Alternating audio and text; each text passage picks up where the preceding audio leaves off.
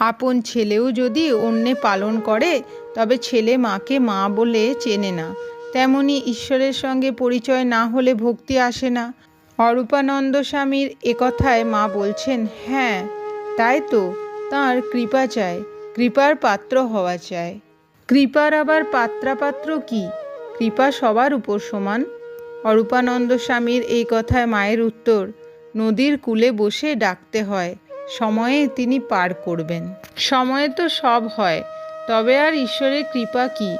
রাসবিহারী মহারাজের এই কথায় মা বলছেন, তা মাছটি ধরতে হলে ছিপটি ফেলে বসতে হয় না? ঈশ্বর যদি আমাদের আপনার জন, তাহলে তাঁর কৃপার জন্য আমাদের অপেক্ষা করতে হবে কেন?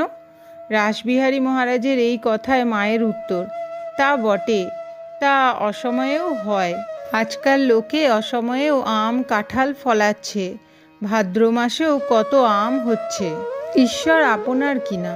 রাসবিহারী মহারাজ আবার প্রশ্ন করলে মা বলেন, হ্যাঁ তিনি আপনার, চিরসম্বন্ধ, তিনি সকলের আপনার, যেমন ভাব তেমনই লাভ।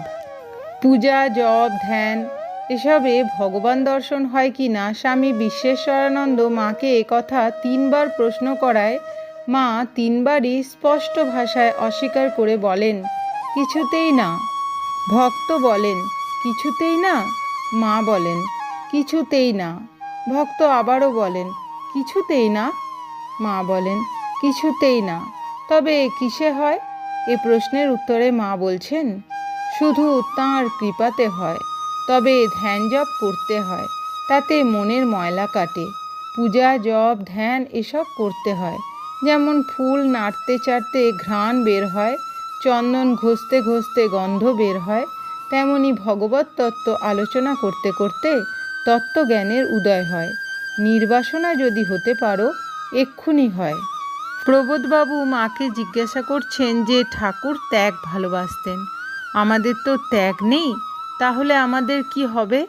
মা বলছেন, হবে ক্রমে ক্রমে, এ জন্মে খানিকটা হলো, পরজন্মে আবার হবে, খোলটাই তো বদলায়, আত্মা তো একই থাকে। মুক্তি প্রসঙ্গে এক স্ত্রী ভক্তকে মা বলছেন, ও কি জানো মা, যেন ছেলের হাতের সন্দেশ, কেউ কত সাধাসাধি করছে, একটু দে না একটু দে না, তা কিছুতেই দেবে না, অথচ যাকে খুশি হলো টপ করে তাকে দিয়ে ফেললে।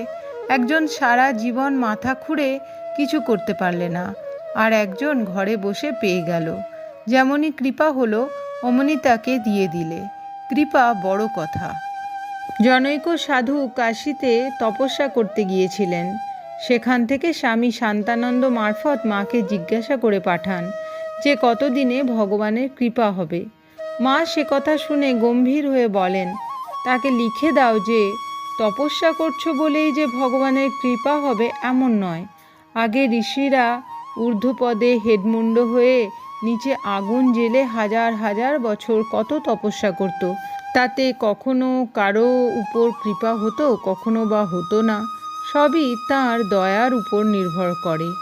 কেউ চাইছে কিন্তু পাচ্ছে না, আবার কেউ না চাইলে তাকে দিচ্ছেন। রাসবিহারী মহারাজ এই কথার মানে জিজ্ঞাসা করলে মায়ের উত্তর, ঈশ্বর বালক স্বভাব কি না? কেউ চাচ্ছে তাকে দিচ্ছেন না, আবার কেউ চায় না তাকে সেধে দিচ্ছেন। হয়তো তার পূর্বজন্মে অনেক এগুনো ছিল, তাই তার উপর কৃপা হয়ে গেল। বৃন্দাবনে রাখাল বালকদের কৃষ্ণের জন্য ব্যাকুলতা প্রসঙ্গে স্বামী অরূপানন্দ যখন প্রশ্ন করলেন, ভগবানের ভালোবাসা না পেলে তাঁর জন্য কেন প্রাণ ব্যাকুল হবে?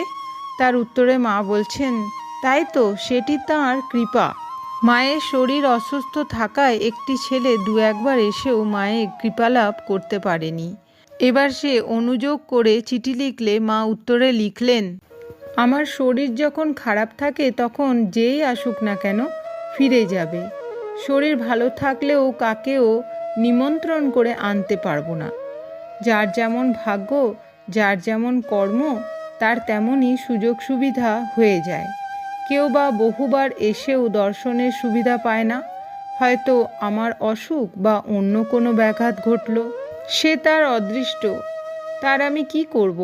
যাতায়াতে তাদের বহু অর্থ ব্যয় হয়ে থাকে, সকলের টাকা নাই বলবে। তা গুরু যতবারই ফিরিয়ে দেন না কেন, যে কৃপা চায় সে ভিক্ষা করেও আসে। কথা এই, যার ভবপারে যাবার সময় হবে সে দড়ি ছিঁড়ে আসবে, তাকে বেঁধেও কেউ রাখতে পারে না। অর্থাভাব, চিঠির অপেক্ষা, এসে ফিরে যাওয়ার ভয়, এসব কিছুই কিছু নয়। তারপর মা একটু থেমে বললেন, আজকাল শরীর একটু ভালো আছে, এখন আসতে পারে, লিখে দাও। স্বামী অরূপানন্দ বলেন, এখন যারা তোমার কৃপা পাচ্ছে তারা তো ভাগ্যবান, এরপর যারা আসবে তাদের কি করে হবে? মা বলেন, সে কি, তা হবে না?